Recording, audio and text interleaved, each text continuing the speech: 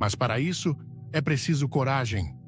Coragem para olhar para dentro de si mesmo e reconhecer que há áreas da sua mente que precisam ser limpas. Talvez você tenha se acostumado a viver com esses pensamentos negativos, com essas correntes invisíveis, e nem perceba o quanto elas têm controlado sua vida. Mas hoje, neste momento, Deus quer começar uma obra de transformação em sua mente. Ele quer acender uma luz no seu coração e mostrar claramente o que precisa ser renovado. A boa notícia é que você não está sozinho nesse processo. Deus vai te conduzir e te dar a força necessária para superar cada obstáculo. Esse capítulo é apenas o começo, o início de um processo de purificação que não acontece da noite para o dia, mas que começa com um simples, mas poderoso passo, a decisão de deixar Deus agir na sua mente. Quando você permite que Ele purifique seus pensamentos, tudo começa a mudar. Não apenas seus pensamentos, mas também sua atitude, suas decisões e até a maneira como você se relaciona com os outros. Quando você pensa na sua mente, o que vem à sua cabeça? A mente é mais do que um simples conjunto de pensamentos. Ela é o terreno onde Deus deseja habitar, onde Ele quer se manifestar com clareza, onde sua palavra pode germinar e produzir frutos de vida eterna. Sua mente não é apenas um espaço físico, ela é um território espiritual, um campo onde a batalha por sua alma é travada. Deus não quer apenas que você controle seus pensamentos. Ele quer que sua mente seja santificada e consagrada a Ele. Isso significa que, assim como o templo de Deus no Antigo Testamento era um lugar de adoração e purificação, sua mente também deve ser um espaço sagrado. Quando a mente é purificada, ela se torna um altar onde Deus se revela, onde o Espírito Santo habita e onde a paz dele governa. Você já parou para pensar que a forma como você pensa influencia diretamente a maneira como você vive? O apóstolo Paulo nos diz em Romanos 12, versículo 2, "E não vos conformeis com este mundo, mas transformai-vos pela renovação da vossa mente, para que experimenteis qual seja a boa, agradável e perfeita vontade de Deus." A transformação começa na mente, e a renovação dessa mente traz a experiência do plano de Deus para a sua vida. A mente contaminada por pensamentos do mundo, por falsas crenças e mentiras espirituais, não pode refletir a verdade de Deus. Ela precisa ser restaurada. Isso só acontece quando a mente se submete à purificação divina, quando ela se deixa moldar pela palavra de Deus. Isso não é um processo superficial, mas uma renovação profunda que vai além da simples mudança de ideias. Trata-se de um novo nascimento espiritual na forma de pensar e agir. O Espírito Santo tem a capacidade de entrar em áreas da sua mente que você talvez tenha ignorado por anos. Ele pode iluminar os cantos mais escuros e revelar pensamentos ocultos que estavam bloqueando sua caminhada com Deus. Talvez você tenha convivido por muito tempo com sentimentos de inadequação, culpa ou medo. Mas Deus, por meio do seu Espírito, quer te libertar de tudo isso. Ele quer limpar sua mente de todos os resíduos do passado para que você possa viver plenamente a nova vida em Cristo. Mas, para que essa transformação aconteça, você precisa entender que sua mente precisa ser protegida.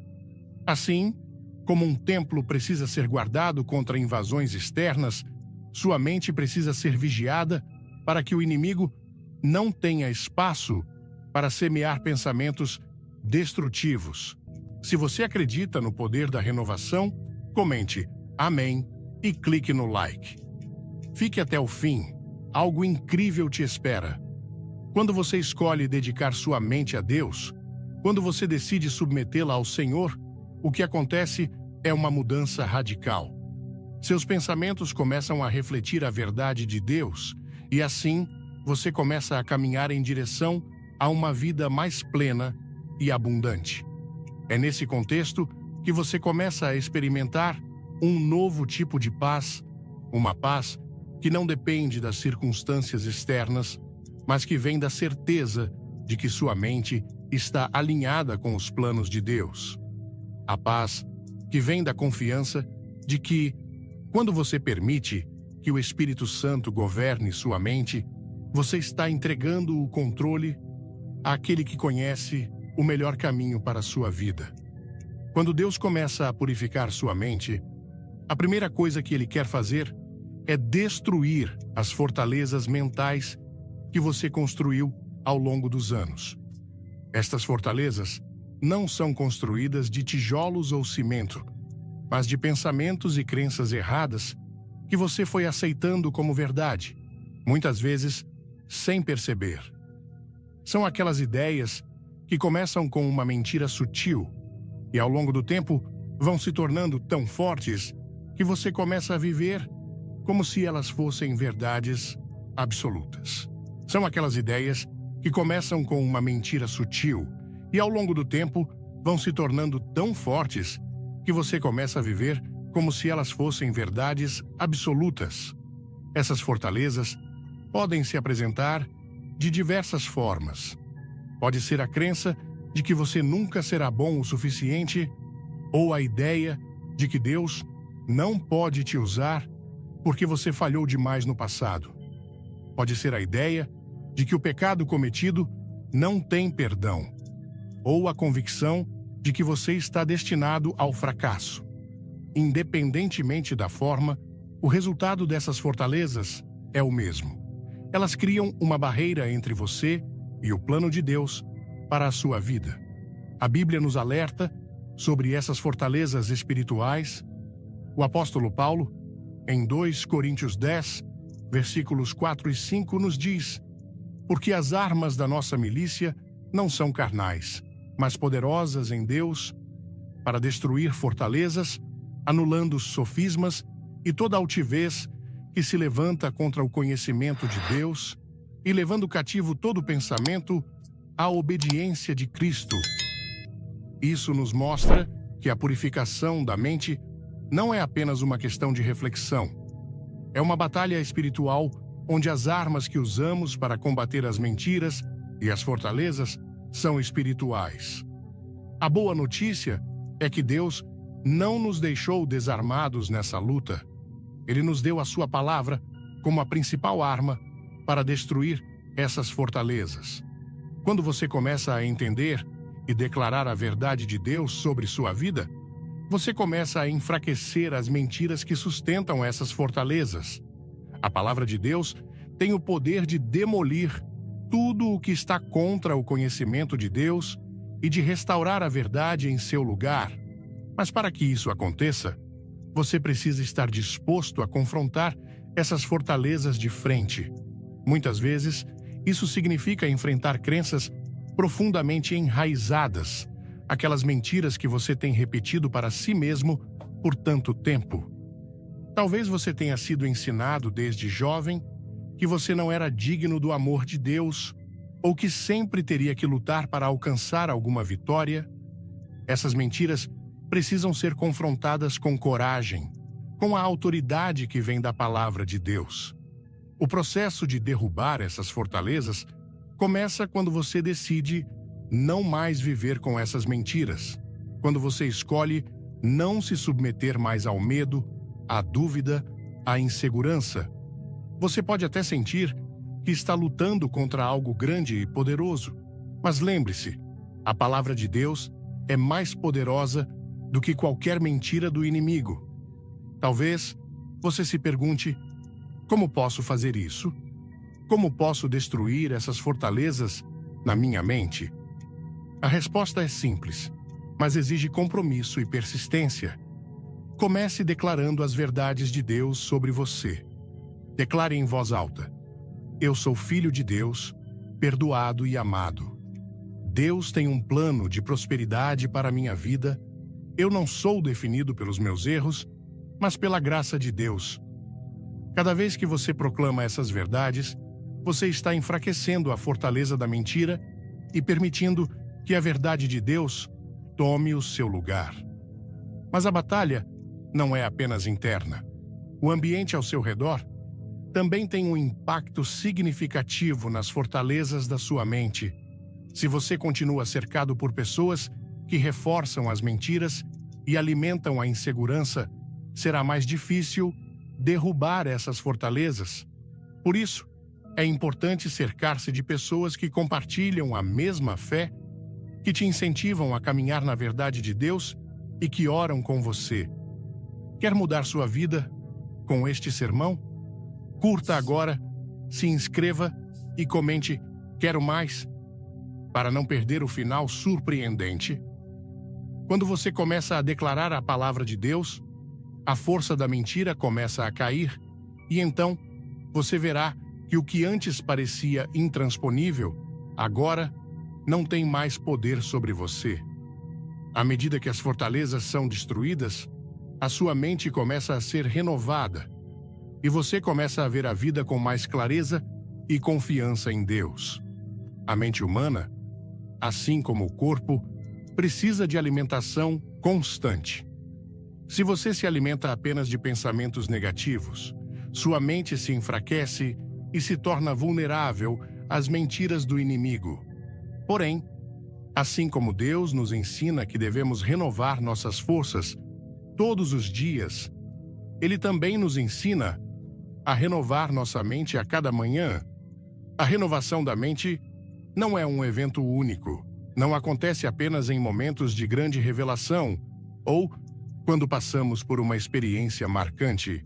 A verdadeira renovação é diária, constante e é uma escolha que você faz todos os dias.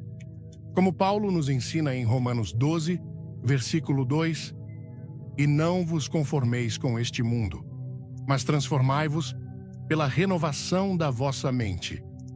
Este é um chamado contínuo, um convite diário para deixar que Deus tome controle sobre seus pensamentos e redirecione suas emoções e percepções. Mas o que significa realmente renovar a mente? Isso significa começar cada dia com a consciência de que a sua mente precisa ser alimentada pela verdade de Deus. Não basta apenas desejar que sua mente mude. Você deve agir para que isso aconteça. A renovação começa com a escolha de focar no que é verdadeiro, puro e santo. As coisas que vêm de Deus. Isso é um ato de fé diário. Quando você acorda pela manhã, qual é o primeiro pensamento que passa pela sua cabeça? É um pensamento de gratidão?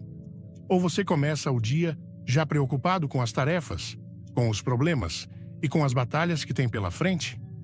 Se a sua mente não for renovada logo no início do dia, você pode acabar sendo levado pela correnteza de pensamentos negativos e preocupações.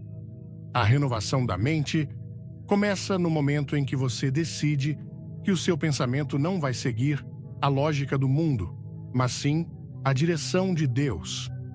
A prática diária de renovação é como o cultivo de um jardim. Você não pode plantar sementes uma vez e esperar que o jardim cresça sem cuidados constantes. Todos os dias, é necessário remover as ervas daninhas que crescem, replantar as boas sementes e garantir que a terra esteja nutrida. Da mesma forma, você precisa constantemente substituir pensamentos negativos, mentiras e inseguranças com a palavra de Deus. Isso exige vigilância e disciplina, mas a recompensa é imensurável. Quando você dedica tempo a Deus todos os dias, permitindo que sua palavra permeie seus pensamentos e sentimentos, a mente começa a ser transformada. E não é uma transformação superficial, mas uma mudança profunda no coração e na alma. A mente renovada é aquela que começa a ver o mundo com os olhos de Deus. Ela entende que as dificuldades da vida são oportunidades de crescimento e que a sua identidade não é definida pelas circunstâncias, mas pela verdade de Deus. A renovação diária também envolve o ato de rejeitar pensamentos que não vêm de Deus. O inimigo vai tentar lançar pensamentos de medo, insegurança, dúvida e condenação. Quando você se dedica à renovação da mente, você aprende a identificar esses pensamentos e substituí-los pela palavra de Deus. Por exemplo, ao invés de aceitar um pensamento como "eu não sou capaz", você declara "eu posso todas as coisas naquele que me fortalece". Filipenses 4, versículo 13. A renovação diária é, na verdade, um ato de adoração. Você escolhe adorar a Deus não apenas com suas palavras, mas também com sua mente. Quando você se concentra nas promessas de Deus, medita nas Escrituras e declara sua verdade sobre a sua vida, você está oferecendo um culto racional, como nos ensina Romanos 12, versículo 1. Rogo-vos, pois, irmãos, pela compaixão de Deus, que apresenteis os vossos corpos como sacrifício vivo, santo e agradável a Deus, que é o vosso culto racional. Mas lembre-se, a renovação da mente não é um processo automático. Você precisa escolher todos os dias entregar sua mente a Deus. A cada manhã, faça a escolha de focar na verdade dele e rejeitar o que é falso. Isso exige disciplina e perseverança. Muitas vezes, será mais fácil se render aos pensamentos negativos ou à preocupação. Mas, ao persistir no processo de renovar a mente, você começará a experimentar uma paz que vai além das circunstâncias. Quando você busca a purificação da sua mente, há uma verdade poderosa que não pode ser ignorada. A palavra de Deus é a chave para a verdadeira transformação. A Bíblia não é apenas um livro de instruções ou um manual de fé. Ela é a espada espiritual que pode cortar as mentiras do inimigo, destruir as fortalezas mentais e renovar a sua mente todos os dias. Antes de mergulharmos, mostre seu apoio. Comente 2, se está pronto para Deus purificar sua mente, e se inscreva para a bênção final. Em Hebreus 4, versículo 12, encontramos a seguinte verdade: porque a palavra de Deus é viva e eficaz, e mais cortante do que qualquer espada de 2 gumes, e penetra até o ponto de dividir alma e espírito, juntas e medulas, e é apta para discernir os pensamentos e intenções do coração. A palavra de Deus tem o poder de penetrar profundamente, alcançando as áreas mais escondidas da nossa mente e revelando o que precisa ser transformado. A palavra de Deus não apenas revela, mas também transforma. Ela não vem apenas para expor as mentiras, mas para preencher o vazio com a verdade divina. A mente humana é como um terreno. Se não for plantada com a verdade de Deus, ela será dominada pelas mentiras do mundo. Quando você medita na palavra de Deus, você permite que essa verdade viva tome o lugar das mentiras que têm governado seus pensamentos.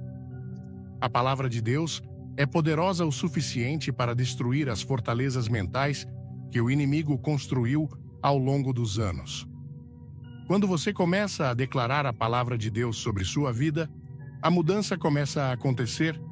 Por exemplo, se você tem vivido com o pensamento de que nunca será bom o suficiente, a palavra de Deus declara que você é mais do que vencedor em Cristo Jesus. Romanos 8, versículo 37. Se você tem carregado a culpa do passado, a palavra de Deus declara que não há condenação para aqueles que estão em Cristo Jesus. Romanos 8, versículo 1. É essencial que você entenda que a palavra de Deus não é apenas para ser lida, mas para ser vivida e proclamada. A confissão da palavra é um ato de fé que traz libertação. Cada vez que você declara a verdade de Deus sobre sua vida, você está fazendo um ato de guerra espiritual. Você está expulsando as mentiras do inimigo e permitindo que a verdade de Deus se estabeleça na sua mente. Mas para que isso aconteça, você precisa estar imerso na palavra.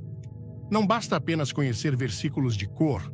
A palavra precisa se tornar parte de você, sua fonte de vida e direção.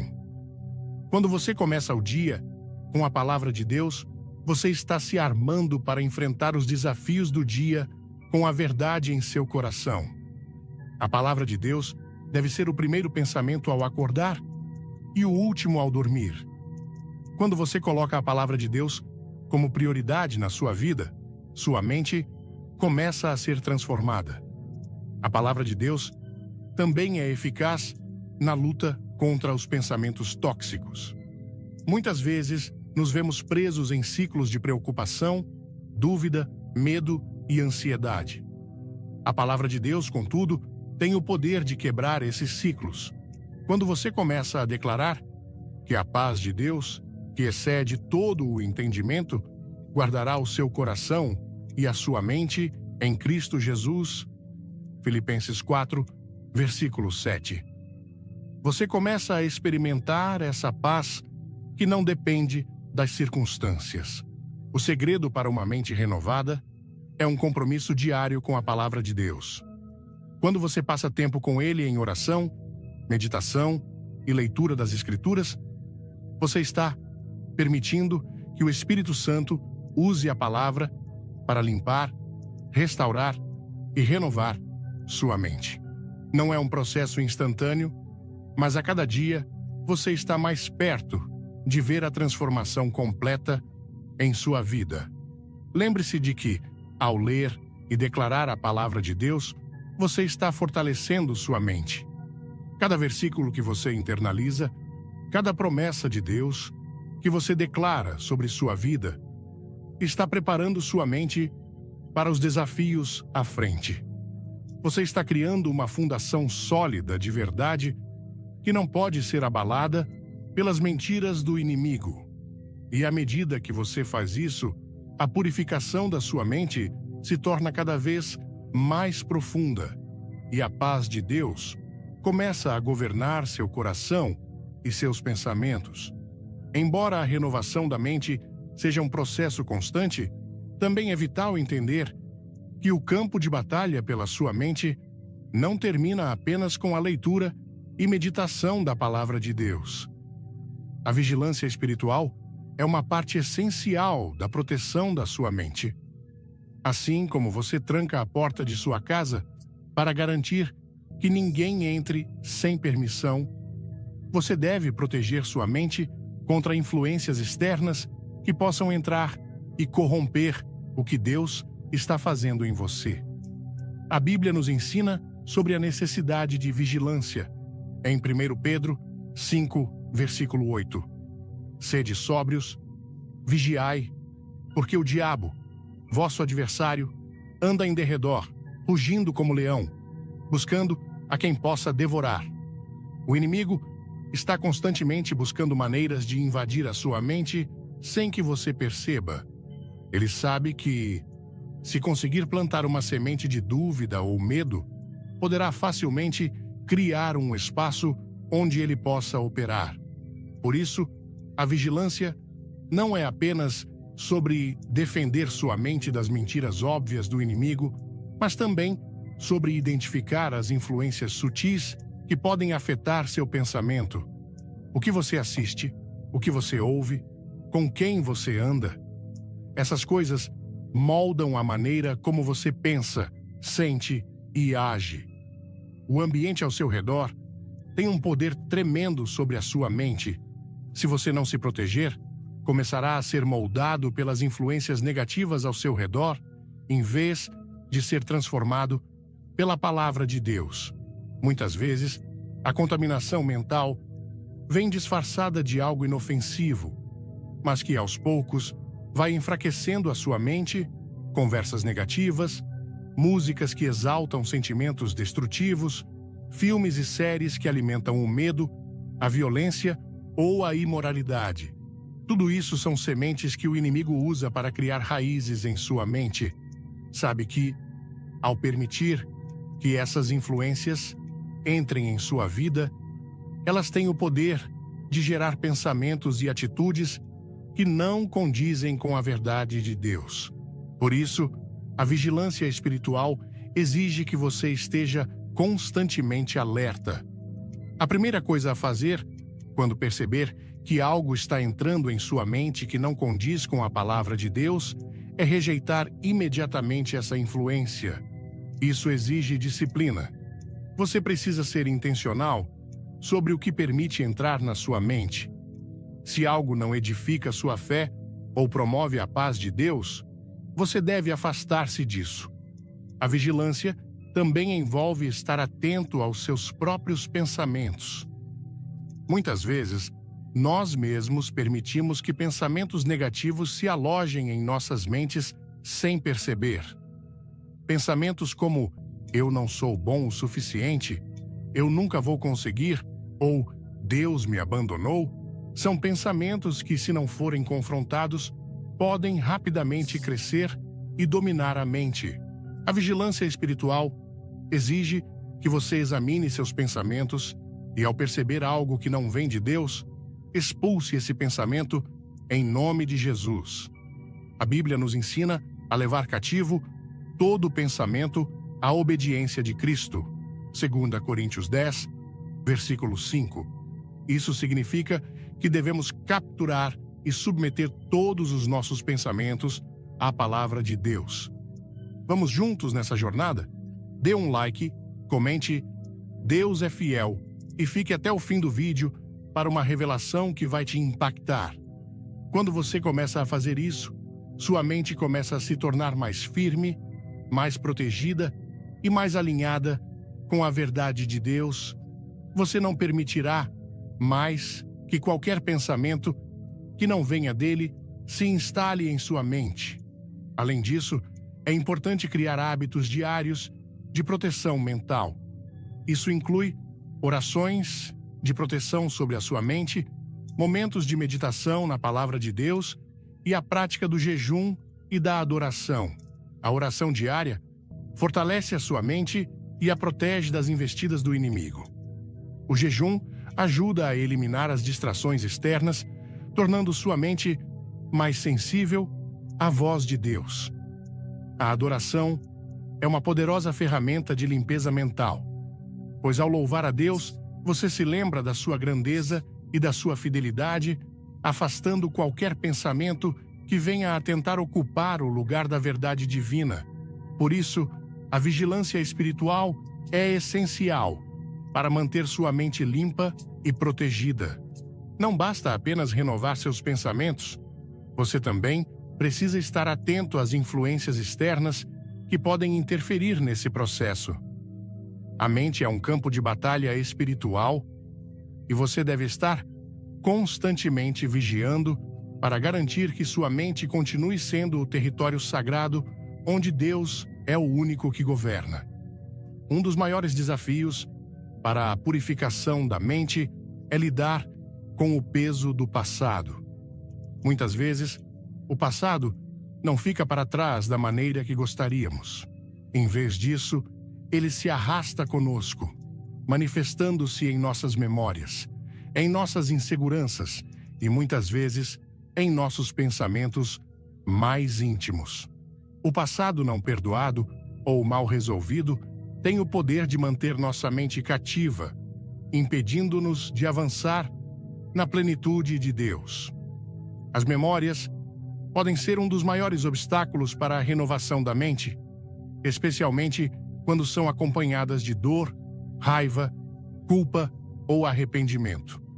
Palavras de rejeição, erros cometidos, traumas vividos e até perdas não superadas podem se alojar na mente como feridas abertas, nunca completamente cicatrizadas.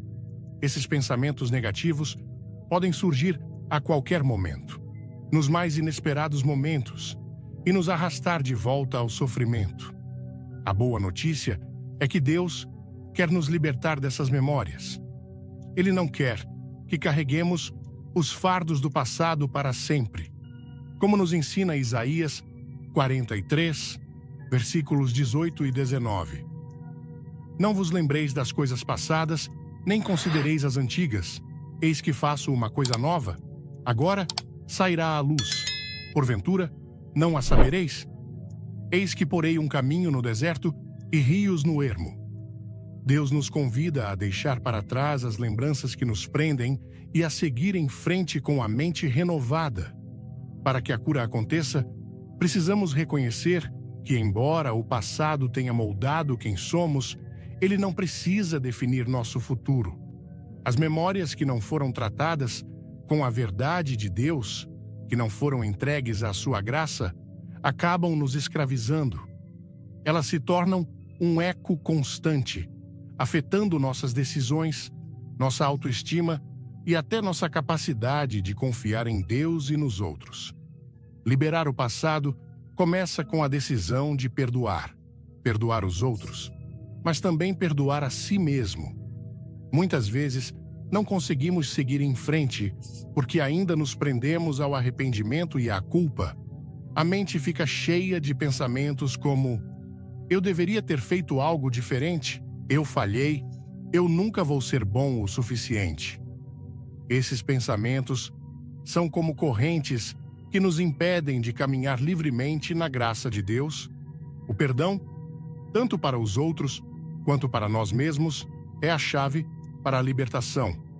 O Salmo 103, versículo 12, nos lembra de que Deus afasta de nós as nossas transgressões como o Oriente se afasta do Ocidente. Quando você perdoa, você segue o exemplo de Deus, deixando o passado para trás e permitindo que Ele use até mesmo as experiências mais dolorosas para o seu bem. O perdão não é sobre esquecer, mas sobre não deixar que a dor do passado controle sua vida presente e futura. É também importante que você permita que Deus restaure as feridas do seu coração. Em Salmos 147, versículo 3, diz-se que Deus cura os corações quebrantados e liga-lhes as feridas. Quando você entrega suas memórias a Deus, Ele começa a curar as feridas emocionais que ainda estão abertas e sangrando. Ele não apenas apaga a dor, mas a transforma em algo que você pode usar para ajudar os outros, para crescer espiritualmente e para entender mais profundamente o seu amor e sua graça. Liberar o passado também envolve enfrentar as memórias dolorosas. Muitas vezes, é mais fácil tentar enterrar ou ignorar as lembranças ruins. Mas isso não traz cura. A verdadeira cura começa quando você enfrenta suas feridas, encara suas memórias e as submete à verdade de Deus. Isso pode ser um processo doloroso, mas é um passo necessário para que a sua mente seja completamente restaurada. Quando você permite que Deus entre nesses lugares escuros da sua mente, Ele traz luz e cura. Deus deseja que você viva livre. Ele não quer que você carregue os fardos do passado. Ele quer que você se lembre de sua fidelidade, de suas promessas e do poder de sua redenção. Quando você permite que Deus lide com as memórias que te assombram, você está permitindo que Ele te transforme e te capacite a viver de uma maneira nova e cheia de esperança. O medo é uma das armas mais sutis e devastadoras que o inimigo utiliza para afetar nossa mente e bloquear o poder de Deus em nossas vidas. Ele é uma sensação comum, mas quando não é tratado de maneira espiritual, o medo pode dominar nossos pensamentos, nossas decisões e até mesmo nossa fé. O mais perigoso do medo não é o medo visível, aquele que sentimos de maneira explícita, mas o medo silencioso, que começa a se infiltrar nos cantos mais profundos da mente e, aos poucos, vai enraizando-se em nosso interior. O medo é um ladrão que rouba nossa paz, nossa confiança e, acima de tudo, nossa capacidade de confiar em Deus. Muitas vezes, ele se manifesta como uma dúvida constante, um receio do futuro, uma incerteza sobre as decisões que tomamos e a sensação de que algo ruim está prestes a acontecer. Mas a Bíblia é clara. O medo não tem lugar na vida de um cristão. Em 2 Timóteo 1, versículo 7, o apóstolo Paulo nos lembra: porque Deus não nos deu o espírito de temor, mas de poder, de amor e de moderação. O medo se alimenta da dúvida. Ele começa com uma pequena pergunta em nossa mente como: e se tudo der errado? Ou, e se eu falhar? Esses pensamentos se multiplicam rapidamente, criando uma espiral de insegurança que vai minando nossa confiança em Deus. O que o inimigo quer é fazer você acreditar que Deus não está no controle, que você está sozinho e que o futuro é incerto. Mas a verdade é que quando você coloca sua confiança em Deus, Ele é fiel para conduzir cada passo da sua jornada. Para vencer o medo, é preciso primeiro reconhecer a sua presença. Não podemos simplesmente ignorá-lo ou tentar afastá-lo por conta própria.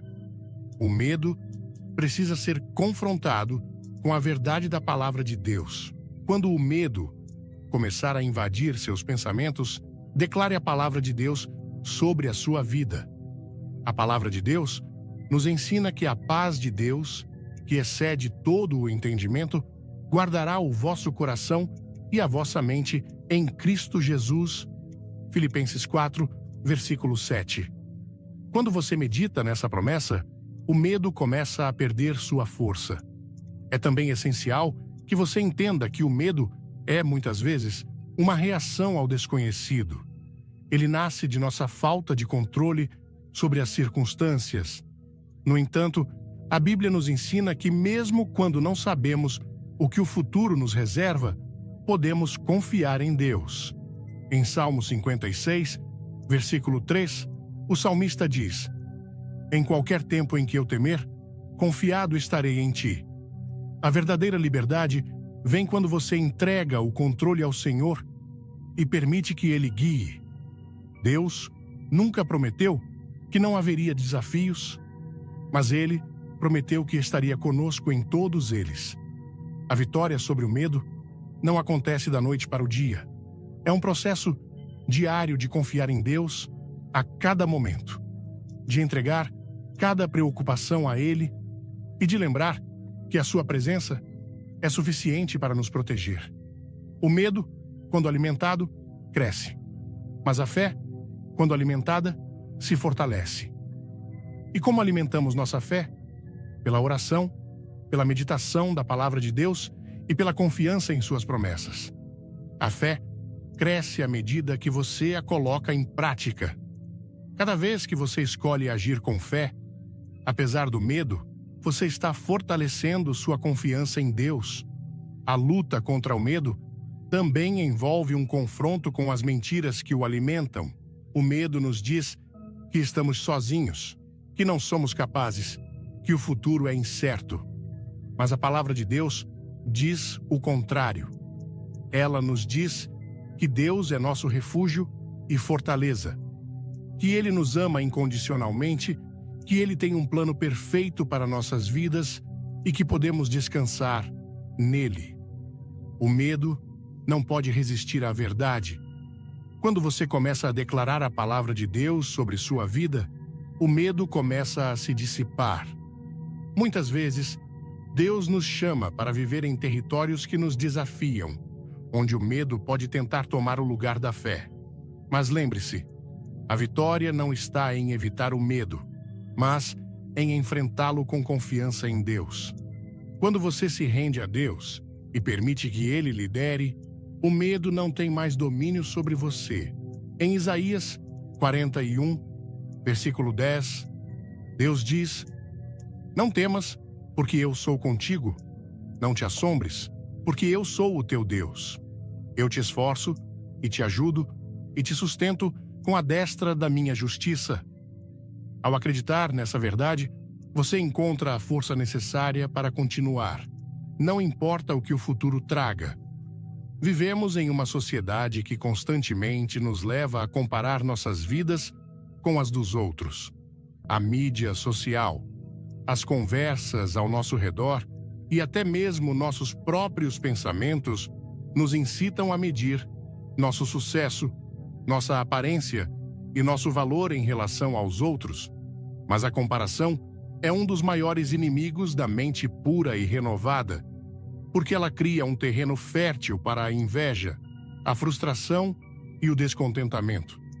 A comparação não apenas distorce nossa visão de nós mesmos, mas também nos desvia do propósito que Deus tem para cada um de nós. Cada pessoa é única, criada com um propósito específico e com dons e habilidades únicos. Quando você começa a se comparar com os outros, você perde o foco naquilo que Deus tem preparado para você. Sua identidade começa a se misturar com a identidade dos outros, e você se esquece de quem realmente é em Cristo. A Bíblia nos alerta contra a comparação. Em Gálatas 6, versículo 4, Paulo escreve: "Mas cada um prove o seu próprio trabalho, e então terá motivo de gloriar-se só em si mesmo e não em outro."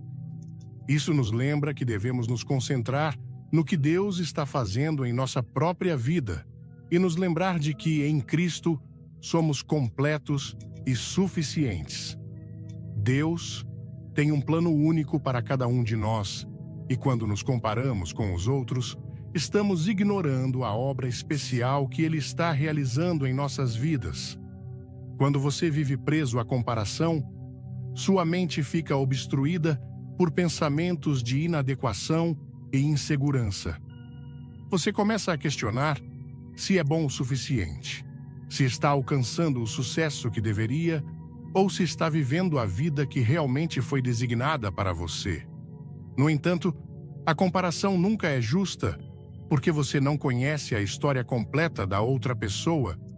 O que você vê é apenas uma pequena parte da jornada dela, e ao se comparar, você está desconsiderando a sua própria jornada. Porém, quando você decide viver com uma mente livre de comparação, você começa a se concentrar em quem Deus criou você para ser.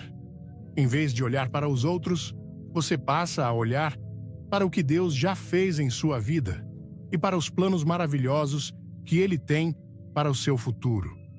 2 Coríntios 10, versículo 12, nos lembra: "Por que não ousamos classificar-nos ou comparar-nos com alguns que a si mesmos se louvam? Mas eles, medindo-se consigo mesmos e comparando-se consigo mesmos, não procedem com inteligência." Essa comparação não é sábia, porque a verdadeira sabedoria está em entender que Deus nos fez exatamente como somos, com propósito e com um valor imensurável em Cristo. Você é completo. Em Efésios 2, versículo 10, a Bíblia diz: "Pois somos feitura de Deus, criados em Cristo Jesus, para boas obras, as quais Deus preparou de antemão para que andássemos nelas." Você não precisa ser como ninguém mais. Você não precisa alcançar os mesmos marcos ou viver da mesma forma que os outros. Deus já preparou um caminho único para você. Quando você abraça sua identidade em Cristo e vive conforme Ele te criou para viver, você encontrará um propósito profundo e uma paz que transcendem a comparação. A mente livre de comparação é uma mente focada em gratidão. Quando você agradece a Deus por quem você é e pelo que Ele já fez em sua vida, você não sente mais necessidade de olhar para os outros. Você começa a valorizar o que Deus já colocou em sua vida e percebe que Ele está fazendo uma obra maravilhosa em você, exatamente como é. A comparação perde o poder de roubar sua paz e sua confiança, porque você passa a se sentir completamente aceito e amado por Deus. Quando você começa a viver sem se comparar, você se torna mais capaz de ver a beleza no que Deus está fazendo na vida dos outros, sem inveja ou frustração. Em vez de competir, você aprende a celebrar o sucesso dos outros, sabendo que o sucesso deles não diminui o que Deus está fazendo em sua própria vida. A comparação é substituída por uma mentalidade de cooperação e unidade, onde você e os outros podem crescer juntos no propósito de Deus. O poder do silêncio. Às vezes, a maior forma de adoração é o silêncio. Há uma razão pela qual Jesus ficou em silêncio diante de Pilatos. Há uma razão pela qual ele não discutiu com os fariseus. Há uma razão pela qual ele não respondeu uma palavra quando acusado. Ele poderia ter chamado uma legião de anjos. Ele poderia ter dito uma palavra e acabado com tudo. Mas ele escolheu o silêncio. Não por fraqueza, mas por sabedoria divina. Alguns de vocês estão se defendendo rápido demais, alto demais e com frequência demais, quando Deus está pedindo que você dê um passo atrás, cale a boca e deixe que Ele fale por você. Vivemos em um mundo barulhento. Todos têm algo a dizer. As redes sociais transformaram todos em pregadores, profetas, juízes e críticos.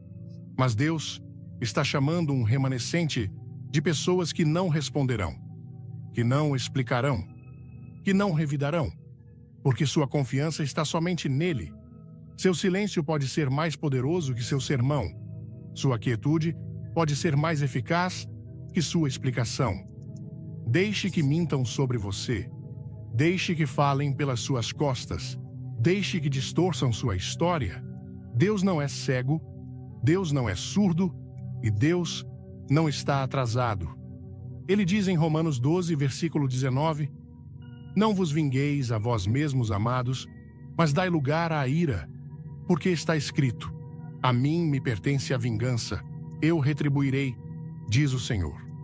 Há milagres do outro lado do seu silêncio. Há portas abertas que exigem uma boca fechada. Há avanços que só vêm quando você mantém sua paz. Deus disse a Moisés em Êxodo 14, versículo 14: O Senhor pelejará por vós e vós vos calareis. Você ouviu isso? Isso não é uma sugestão, é uma ordem. Você quer que Deus lute, mas não para de falar? Você quer que ele abra o Mar Vermelho, mas continua discutindo com Faraó? Você quer que ele mova montanhas, mas continua reclamando? Silêncio não é fraqueza. Silêncio é fé sob controle. Quando Deus disse a Zacarias que sua esposa Isabel daria à luz um filho, os anjos o silenciaram. Por quê? Porque alguns de nós falaríamos até perder um milagre. Deus teve que fechar a boca dele para que a promessa pudesse se cumprir. O que Deus tentou fazer em sua vida, que suas palavras atrasaram? Que colheita estava crescendo que sua fofoca destruiu? Que relacionamento Deus estava curando que sua reclamação quebrou? Cuidado! Que reside nas palavras que saem da boca de Deus. Muitos leram esse salmo sem compreender a profundidade de sua mensagem, porque não se trata de uma cura genérica nem de uma ajuda parcial. O que Deus promete aqui é uma intervenção total desde a raiz do sofrimento até suas manifestações mais visíveis. Quando diz que enviou sua palavra, está falando de um ato deliberado, específico, projetado para alcançar o que nenhuma medicina pode tocar: o espírito humano ferido, quebrado, preso na desesperança. Ao longo das Escrituras, vemos como essa palavra não é um texto morto. Ela é ativa, poderosa, afiada como uma espada de dois gumes, capaz de discernir os pensamentos mais profundos e de cortar com precisão onde a doença criou raízes. Há momentos em que o diagnóstico parece final, o médico dá seu veredicto, os sintomas não cedem, o corpo se rende. Mas é exatamente ali, na fronteira entre o impossível e o divino, que o poder da palavra se manifesta com maior força. Em 2 Reis 20 é relatada a história do rei Ezequias.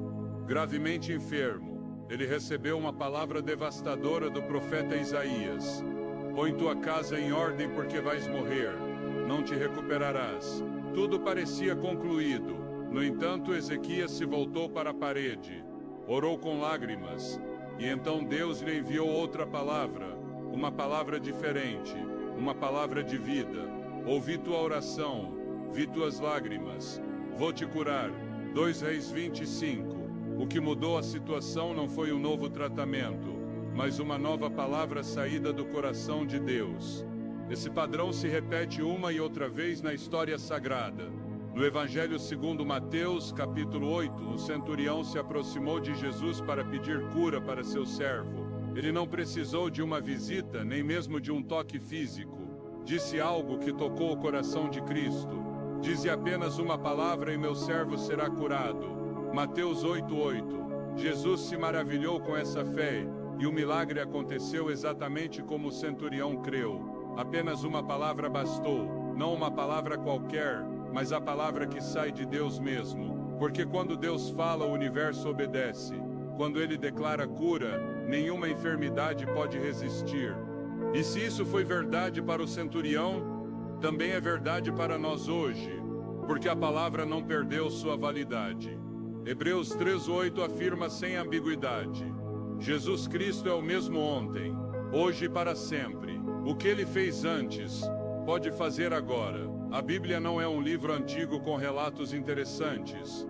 É um manual vivo de intervenções divinas, um mapa de cura escrito pelo próprio autor da vida. Cada salmo não é apenas um poema, é uma receita celestial projetada para tocar o que nenhum especialista humano pode restaurar. Em momentos de dor profunda, o Salmo 32 se torna um clamor de fé. Senhor, meu Deus, a ti clamei e tu me curaste. Aqui não há fórmulas complicadas, apenas um clamor sincero, uma direção clara e um resultado sobrenatural. O salmista não diz, me senti melhor ou encontrei consolo. Ele diz, tu me curaste. Assim, direto, contundente. A cura que Deus oferece não é parcial nem temporária. É uma cura que toca a raiz, que arranca a amargura, que purifica o sangue, que clareia a mente, que restaura a célula, o coração, a esperança. Mas, para experimentar esse tipo de cura, é necessário um passo decisivo. Crer que a palavra não é teoria, que o que está escrito tem o mesmo poder de quando foi pronunciado pela primeira vez. Em Provérbios 4, 20 e 22, o Espírito Santo nos revela um segredo profundo. Filho meu, atenta para as minhas palavras, porque são vida para os que as acham e saúde para todo o seu corpo. Não diz apenas para a alma, nem apenas para o espírito, diz para todo o corpo. Isso significa que os versículos que saem do coração de Deus podem alcançar as articulações, os órgãos internos, os sistemas que hoje estão debilitados. Sua palavra é remédio, mas não qualquer remédio. É um remédio eterno, sem efeitos colaterais, sem erros de diagnóstico, sem contraindicações. Há testemunhos de pessoas que, após receberem o pior diagnóstico, começaram a proclamar os salmos com fé, dia após dia, não como um ritual, mas como um ato de guerra espiritual. Um desses casos é o de uma mulher que havia sido desenganada por um câncer terminal.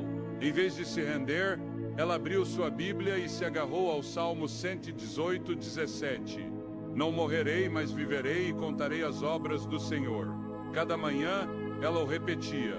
Cada noite, ela orava. Com o passar do tempo, seu corpo começou a responder. A medicina não tinha explicação. Os médicos falaram de uma remissão espontânea, mas ela sabia a verdade, a palavra havia feito o que a ciência não podia. Em Ezequiel 37, encontramos uma cena impactante, um vale cheio de ossos secos, ossos mortos, sem vida, sem esperança. Mas então o profeta recebe uma instrução divina, profetiza sobre esses ossos e diz-lhes: ossos secos, ouvi a palavra do Senhor. E algo aconteceu. Ao som da palavra, os ossos começaram a se unir, os tendões e a carne se formaram e veio vida sobre o que estava absolutamente morto.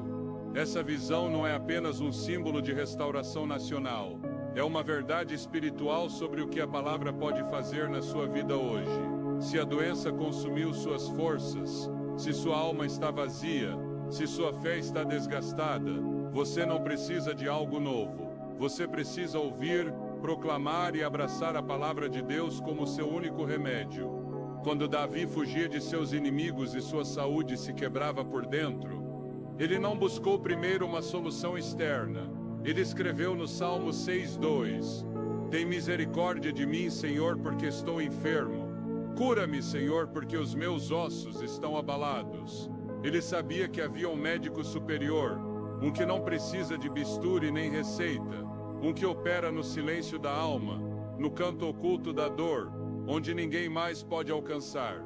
Esse médico é o Senhor, e assim como Davi clamou, como o centurião creu, como Ezequias orou, hoje também nós podemos abrir nossa boca e declarar que a palavra de Deus é mais que suficiente. É o único tratamento que nunca falha. É a única mensagem que, quando recebida com fé, transforma a tristeza em alegria, a fraqueza em força e a doença em testemunho. A palavra é remédio, mas não um remédio passivo.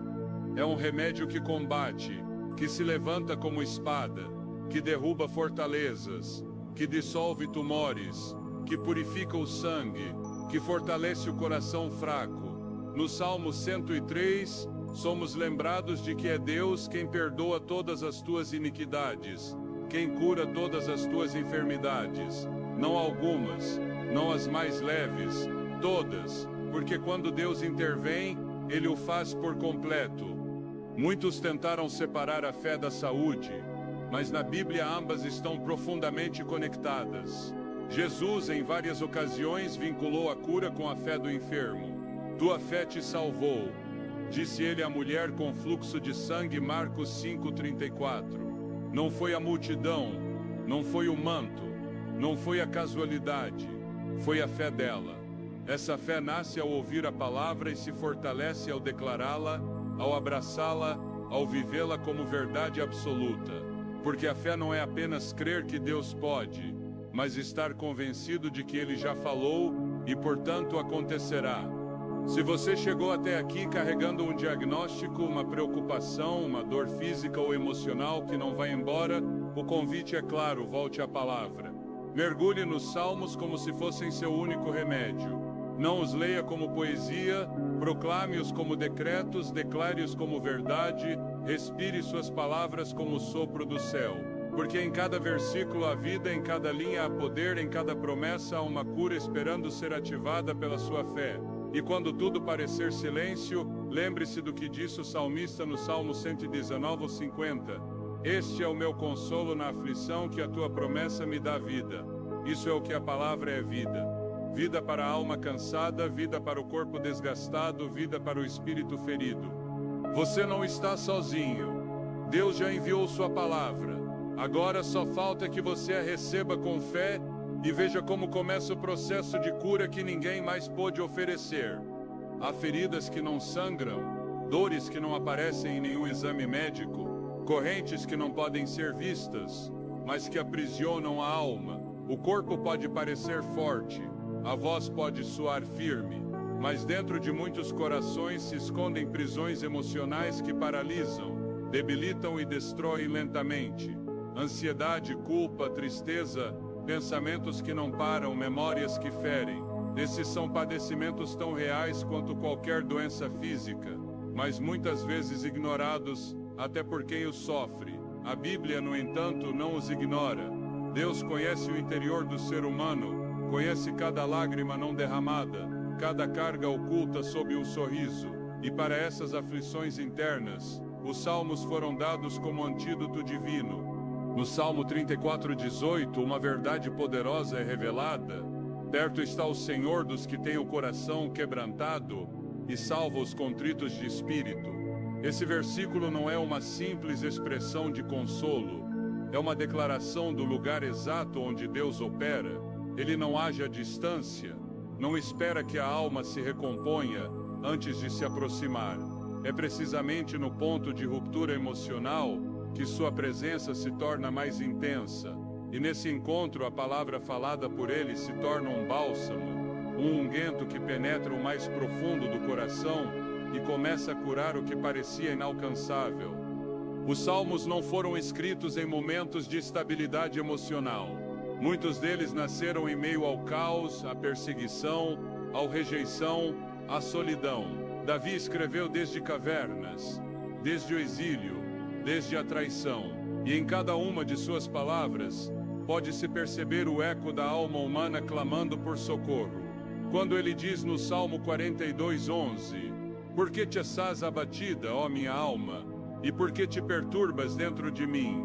Espera em Deus, Ele dá voz a uma angústia que não é física, mas interna. Mas Ele não fica na queixa. Ele declara uma direção, ordena a sua alma que espere, que confie, que olhe para o alto. Essa é a função restauradora dos Salmos, redirecionar a alma para a fonte da vida. Nas Escrituras, não há separação entre o espiritual e o emocional. O quebrantamento do coração é tão sério quanto uma ferida aberta, e suas consequências podem ser devastadoras. O Salmo 143 é um exemplo claro desse tipo de oração. Desfalece em mim o meu espírito, o meu coração está atônito dentro de mim. Assim, o salmista expressa seu estado emocional, não com vergonha, mas com clareza. Mas o mais importante não é o reconhecimento da dor, e sim o que ele faz a seguir. Volta-se à memória dos atos de Deus, medita em suas obras e estende as mãos em oração. E nesse processo, a alma que estava desfalecida começa a ser fortalecida. Esse modelo se repete em várias ocasiões. A restauração emocional não é instantânea, mas é possível. A palavra não atua como um analgésico passageiro.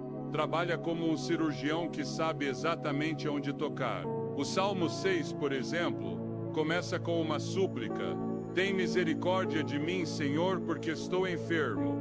Mas ele não se refere a uma doença corporal. Mais adiante diz: minha alma também está muito perturbada. É um reconhecimento claro de que há feridas internas que precisam de intervenção divina. E ao longo do Salmo, o clamor se transforma em confiança, o gemido em certeza, a súplica em declaração. O Senhor ouviu o meu clamor, o Senhor aceitou a minha oração. Muitos vivem prisioneiros de emoções que não conseguem explicar, uma tristeza sem causa, uma angústia persistente, uma insegurança que parece vir de lugar nenhum. Os Salmos não apenas identificam esses estados, mas oferecem um caminho para confrontá-los e superá-los. O Salmo 55:22 nos instrui: lança o teu fardo sobre o Senhor, e Ele te susterá. Não permitirá que o justo seja abalado para sempre. Aqui, apresenta-se uma ação clara: lançar o fardo, soltá-lo, depositá-lo sobre alguém que tem a força e o desejo de nos sustentar. Essa ação não é simbólica, é um ato espiritual de libertação. E os Salmos, quando proclamados com fé, funcionam como essa ponte entre a dor interna e a paz que só Deus pode dar. Uma característica singular dos Salmos é que eles não oferecem soluções superficiais, não evadem o sofrimento, não maquiam a tristeza. Permitem que a alma se expresse com total transparência. No Salmo 38, Davi expressa: estou encurvado, estou muito abatido, ando enlutado o dia todo. Aqui não há negação da emoção, mas reconhecimento total. Mas no mesmo salmo ele diz: Senhor, diante de ti estão todos os meus desejos, e o meu suspiro não te é oculto. Essa declaração muda a direção do sofrimento. Em vez de reprimi-lo ou escondê-lo, ele o leva a Deus. E é nesse ato de exposição sincera diante do trono que a cura começa. A cura emocional que vem dos Salmos não depende do tempo nem do lugar. Pode acontecer em meio ao choro, numa noite de insônia, num momento de desespero, porque o poder não está nas circunstâncias, mas no conteúdo vivo da palavra. O Salmo 61:2 diz: desde o fim da terra clamo a ti, quando o meu coração desmaia, leva-me para a rocha que é mais alta que eu. Essa oração expressa uma rendição profunda, reconhece a insuficiência humana e clama por um lugar de estabilidade superior. Essa rocha é Cristo, e os Salmos conduzem a alma diretamente a Ele.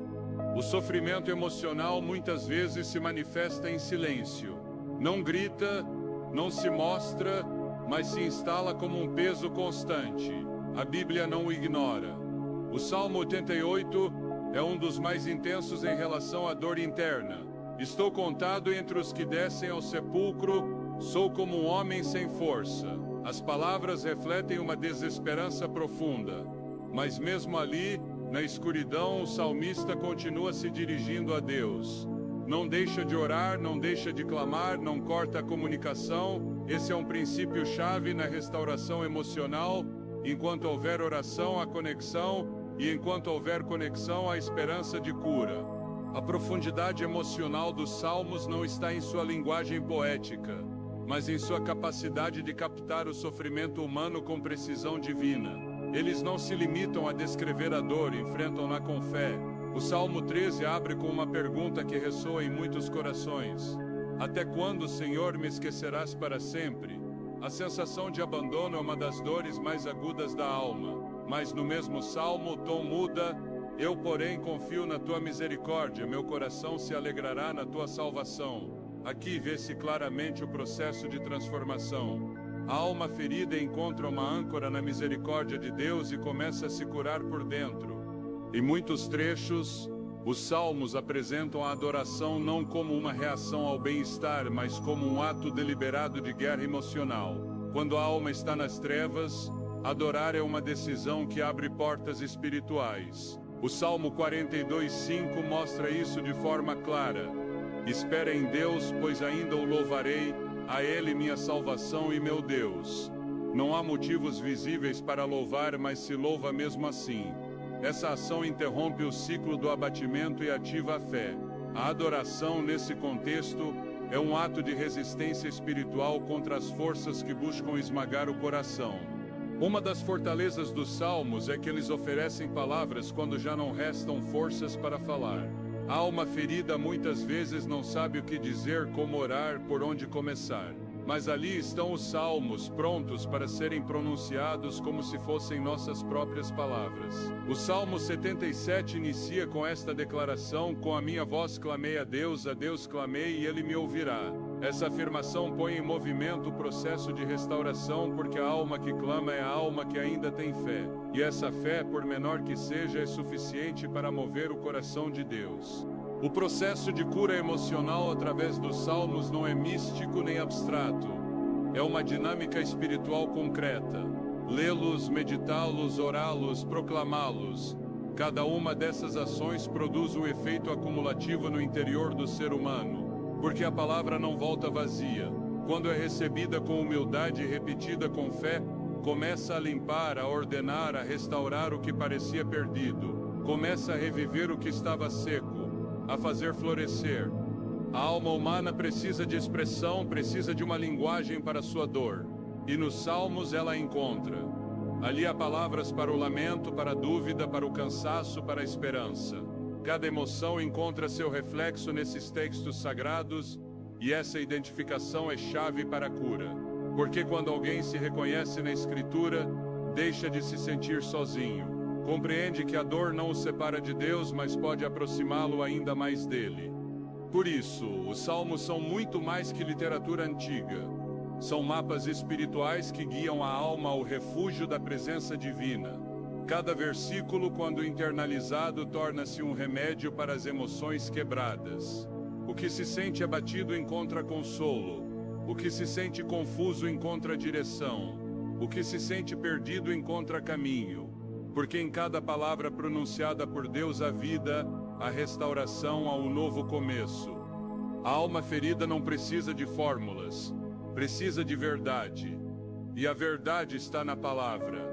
Essa verdade declara que o quebrantamento não é o fim, que há consolo, que há propósito na dor, que há redenção. O Salmo 147:3 o proclama com clareza. Ele cura os quebrantados de coração e liga-lhes as feridas. Esse versículo resume o processo completo: cura e cobertura. Não apenas remove a dor, protege a área vulnerável.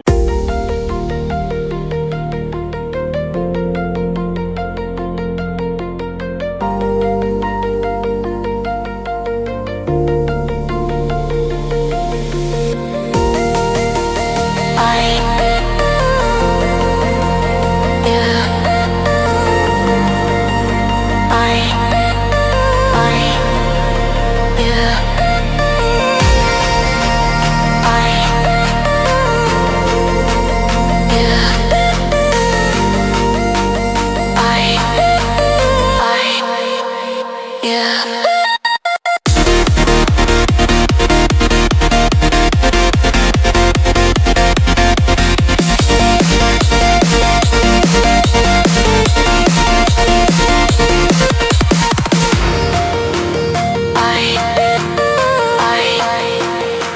Amen.